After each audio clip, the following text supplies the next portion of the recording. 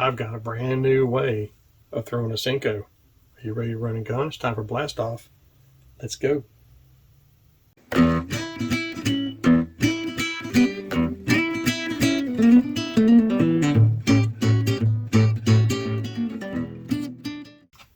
Hey guys, Todd here with you. Welcome back to Bassin 101. A brand new way of throwing a Senko. Just when you think that you've seen all the different ways of throwing a Senko, you haven't seen one like this. I have looked everywhere for this type of rigging, and I can't find it. So if you ever see anybody using it down the road, and if this thing takes off, you know where you saw it first.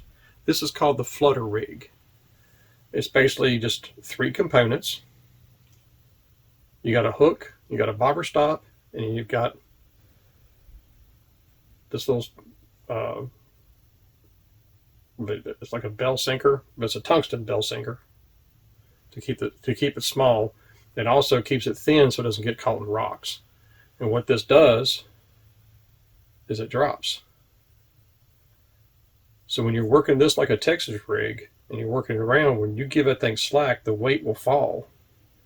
And then this Senko just flutters down that line until you pick it up again and move it again. And when that sinker falls, the Senko goes right behind it. You can use this with any kind of rig or any kind of soft plastic. I just like the Senko because it has really good action on its own. But any kind of a stick bait is basically what I designed this for. But that's the FLUTTER Rig. Now, let's go to the box and let me show you how I rigged this thing. Okay, so I've got my Senko box here that I showed y'all in the previous video. It's got all my different rigging stuff in it. The components I use for this, again, like I said, these come from NACO, and these are bell weights that are tungsten, and they do swivel with the tie at the end. You don't want the drop shot type hooks. You want to tie to this. I use the Elite tungsten. These are the big ones, and you get these from Tackle Warehouse. But I wanted the big one so it runs no risk of sliding through the eye of that hook. And then I've got these new power hooks from NACO, which I've been really impressed with these things. These things are super slick. They're really strong. I mean, they have a really good strength to them. It's kind of hard to move them, so I like that. Another reason I chose these hooks, they have a little bit longer shoulder right here than a Gamakatsu. So I can actually put a good 1/4 inch of Senko onto that. So I got plenty of Senko on here. And something else I use too are these little bait keepers. I keep them on a little safety pin. And these bait keepers, I get these from Harmony.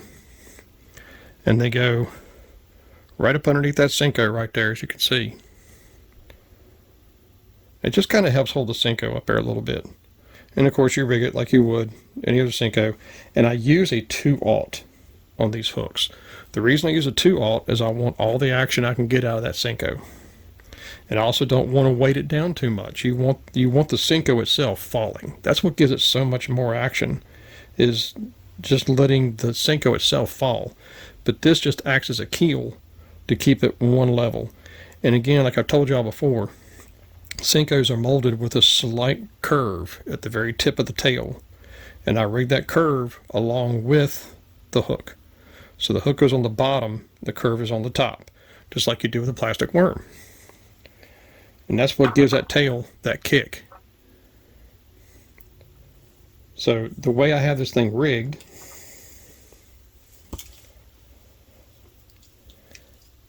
is I run the line from the top down through the hook.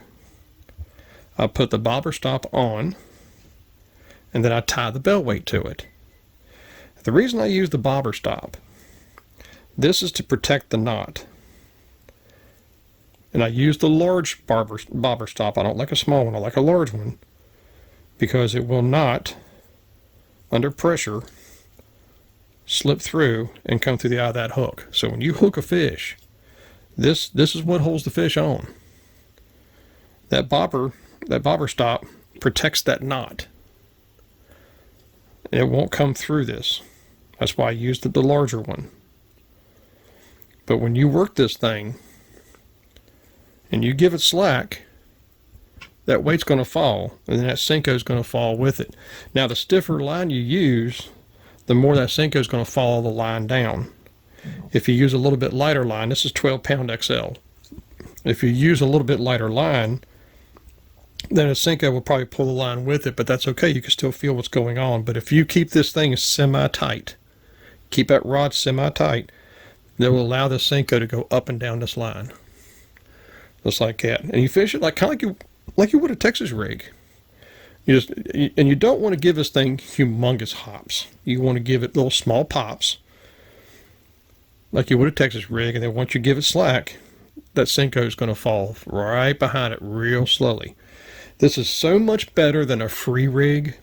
I've thrown the free rigs before, and I wasn't very impressed with them. This right here is going to have something a little bit different each time you pop it up. It might follow the line down, it might not follow the line down, but that's what keeps it erratic. When it follows the line down, it's going to have a completely different reaction than if it just pulls the line with it, pulls it down. But that's the whole reason you keep it semi-tight. You want this semi-tight because you want that Senko to go up and down this line, while that sinker is still sitting down here. You want this going up and down the line. I would probably not throw this on anything less than 10 pound test, just for the simple fact that you want this to be able to slide up and down the line. If you go lighter than that, it's every time it's going to pull the line with it. So 10, 12, 14 pound test, you can't go wrong with this rig. Like I said, this is 12 XL on a spinning rod, and it just gives it that freedom of movement. Now you can take these little slip rings right here from Harmony, and you can put one back here too, which will help hold that Senko up there. So when you go to skin hook it, it's not going to fall back like this as you cast it. You can put one right there, and don't use super glue, guys. You don't see any super glue in this box. I don't like super glue with a Senko because I prefer to melt it back. So that's the Flutter Rig. It's a very simple rig to tie together. Like I said, just be sure that you get the Elites. Make sure you get the larger ones. This is a 5mm. So that's what you want to use with that. If you use a regular bobber stop, you're going to run the risk of sliding through the eye of that hook. And another reason I've chosen these hooks, this is really, really cool, is they have a finished, they have a finished wire. So it goes all the way around, and it's welded. So you've got a smooth transition from where the wire stops all the way around that hook right there. So that's what I really like about these. So the Flutter Rig, why don't you guys give this thing a shot, see what it does, because it's really cool. It's very erratic, and it never follows the same way twice. Like I said, it could follow the line down. Once that sinker goes through, it could follow the line down. It could also pull the line with it, gives it a completely different action. And sometimes, once in a blue moon, the line will kind of rub against that Senko. Rub against that Senko right there, and actually pull the Senko down with it. And the next time you go to pick it up, it'll just flutter. So it has completely different reactions or different actions based on what it does with that sinker right there, and depends on if the line's touching the Senko or not. So it's got completely different actions from everything. So give this thing a try, guys. This is a really good way of throwing a Senko. I prefer 1/4 ounce and 3/8. That's the only two weights that I throw. You can do a half if you want, but I have found it better.